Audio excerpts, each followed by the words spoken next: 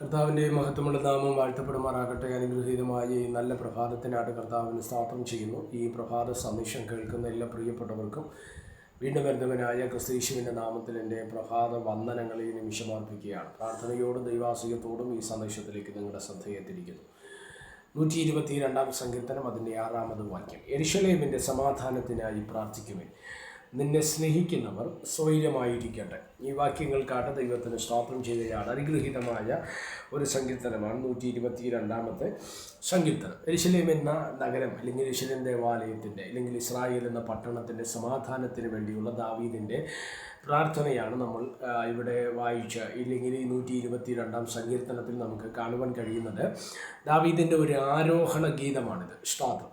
ശ്രദ്ധിക്കുക, ഇവിടെ പറയുന്ന ഒരു വാചകം നിങ്ങൾ ശ്രദ്ധിക്കണം. യെരൂശലേമിൻ്റെ സമാധാനത്തിനായി പ്രാർത്ഥിക്കുവിൻ. കാര്യം യെരൂശലേം തകർന്നു കിടക്കുന്ന സമയം, പ്രതിസന്ധിയിൽ നിറഞ്ഞിരിക്കുന്ന സമയം, ഇസ്രായേൽ ജന പ്രവാസത്തിലേക്കൊക്കെ വഴിമാറുന്ന ഒരു കാലഘട്ടം, യുദ്ധങ്ങളും യുദ്ധശ്രുതികളും കേട്ട ഒരു കാലഘട്ടത്തിൽ നിന്നുകൊണ്ട് ദാവീദിന് ദൈവമനുഷ്യൻ പറയുകയാണ്, അവരുടെ സമാധാനത്തിനായിട്ട് നിങ്ങൾ പ്രാർത്ഥിക്കുവീൻ എന്ന് പറയുന്നൊരു ഭാഗം ദാവീദിൻ്റെ രചിക്കപ്പെട്ടതാണ്. അപ്പോൾ അതിനകത്തിന് നമുക്ക് എന്താണ് അതിനകത്ത് നിന്ന് മനസ്സിലാക്കാൻ തക്കവണ്ണം കഴിയുന്നത്?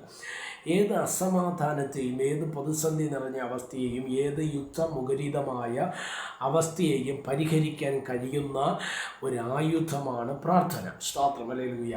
ഇന്ന് പ്രഭാതത്തിൽ ഈ സന്ദേശം നിങ്ങൾ കേൾക്കുമ്പോൾ ഒരുപക്ഷെ കുടുംബത്തിനകത്ത് സമാധാനമില്ലായിരിക്കാം, നിൻ്റെ ജീവിതത്തിനകത്ത് സമാധാനം നഷ്ടപ്പെട്ട മേഖലകൾ കാണാം, നീ പാർക്കുന്ന ദേശത്തിൽ സമാധാനം കാണത്തില്ലായിരിക്കാം, നിൻ്റെ വ്യക്തിപരമായ ജീവിതത്തിനകത്ത് സമാധാനം നഷ്ടപ്പെട്ട ഒരു മേഖലയുണ്ടെങ്കിൽ ഇന്ന് പ്രഭാതത്തിൽ ഈ സന്ദേശം കേൾക്കുമ്പോൾ ദാവീദ് പറഞ്ഞ വാക്കിനോട് ചേർന്ന് പറയാൻ കഴിയണം, യെരൂശലേമിൻ്റെ സമാധാനത്തിനായി പ്രാർത്ഥിക്കുവാൻ ദൈവം പറഞ്ഞെങ്കിൽ പ്രാർത്ഥിച്ചാൽ സമാധാനം വരും. Praise the Lord. എന്തുകൊണ്ടാണ് പ്രാർത്ഥിച്ചാൽ സമാധാനം വരുമെന്ന് പറഞ്ഞത്? നമ്മുടെ കർത്താവ് യേശുക്രിസ്തു നമ്മോട് പറഞ്ഞൊരു കാര്യമുണ്ട്, നിങ്ങൾ എൻ്റെ നാമത്തിൽ ചോദിപ്പിൻ, നിങ്ങളുടെ സന്തോഷം പൂർണ്ണമാകുവോളം ഞാൻ നിങ്ങൾക്കതിനെ ചെയ്തു തരും. Praise the Lord. കർത്താവിനെ കുറിച്ച് യെശയ്യാവെന്ന പ്രവാചകൻ പറയുമ്പോൾ അവൻ അത്ഭുതമന്ത്രി, വീരനാം ദൈവം, നിത്യപിതാവ്, സമാധാനത്തിൻ്റെ പ്രഭു. എന്നെ ശ്രദ്ധിക്കുന്ന ദൈവമക്കളോട് ഞാൻ പറയാം, പ്രാർത്ഥിച്ചാൽ സമാധാനം വെളിപ്പെട്ടു വരും. Praise the Lord. അടുത്ത് പറയുന്ന വാചകത്തിലേക്ക് നിങ്ങളുടെ ശ്രദ്ധയെ തിരിക്കുകയാണ്. നിന്നെ സ്നേഹിക്കുന്നവർ സ്വൈര്യമായിരിക്കും. Praise the Lord. ഒന്ന് പ്രാർത്ഥിച്ചാൽ സമാധാനം കിട്ടുമെങ്കിൽ, ദൈവത്തെ സ്നേഹിച്ചാൽ സ്വൈര്യ ജീവിതം നമുക്ക് വെളിപ്പെട്ടു വരും. Praise the Lord. എന്തുകൊണ്ടാണ് സ്വൈര്യമായിരിക്കാൻ കഴിയാത്തത്? എന്തുകൊണ്ടാണ് പ്രതിസന്ധിയിലേക്ക് നമ്മൾ പോകുന്നത്? എന്തുകൊണ്ടാണ് പോരാട്ടം നമ്മുടെ ജീവിതത്തിൽ കടന്നു വരുന്നത്? ദൈവത്തെ സ്നേഹിക്കാൻ നീ തയ്യാറായാൽ. എന്തുവാ ദൈവത്തെ സ്നേഹിക്കുക എന്ന് പറയുന്നത്?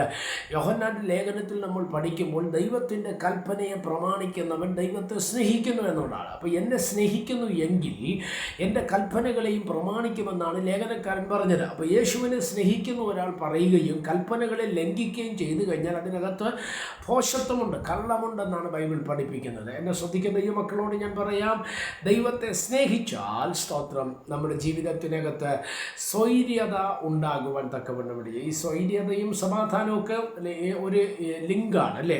ഇത് രണ്ടും തമ്മിലൊരു ബന്ധമുണ്ട്. സ്വൈര്യത്തോടെ ഇരിക്കുക, സമാധാനത്തോടെ ഇരിക്കുക എന്നുള്ളത് ഏറ്റവും ശ്രദ്ധേയമായ ഒരു കാര്യമാണ്. പക്ഷേ ഇതിനകത്ത് നമ്മൾ ചെയ്യേണ്ട ഒരു കാര്യം, ദൈവത്തെ സ്നേഹിച്ചാൽ, പ്രാർത്ഥിച്ചാൽ സ്വൈര്യമായും സമാധാനത്തോടെയും ഇരിപ്പാൻ ദൈവത്തിൻ്റെ ആത്മാവ് നമ്മെ സഹായിക്കും. പ്രാർത്ഥിച്ചാൽ സമാധാനം വരും, ദൈവത്തെ സ്നേഹിച്ചാൽ സ്വൈര്യമായിരിക്കാൻ തക്കവണ്ണം ഇടവരും. കർത്താവ് നമ്മളെ സഹായിക്കട്ടെ. പ്രാർത്ഥിക്കാം. പരിശുദ്ധനായ ദൈവമേ, സ്വർഗീയ പിതാവ്, ഈ സന്ദേശത്തിനാണ് സ്തോത്രം ചെയ്യുന്നു.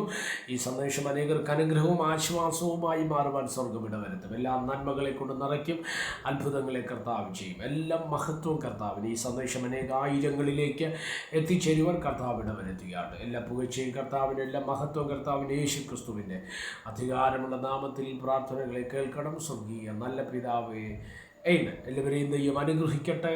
God bless you.